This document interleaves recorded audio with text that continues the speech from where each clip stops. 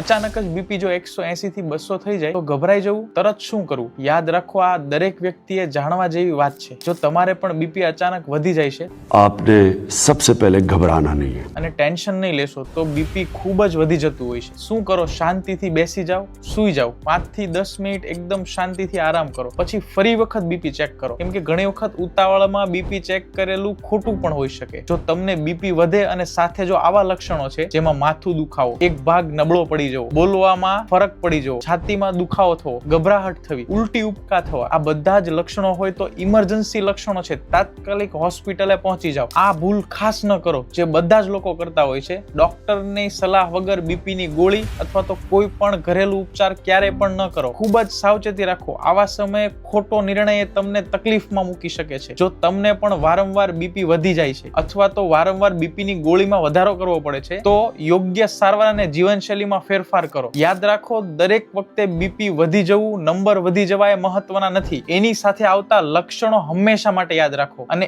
એક જ નિર્ણય તમારા હાર્ટ એટેક અને તમારા બ્રેન સ્ટ્રોક થી તમને બચાવી શકે છે. તો હંમેશા બીપી ને કંટ્રોલ કરો અને તમારી લાઈફસ્ટાઈલને ચેન્જ કરો.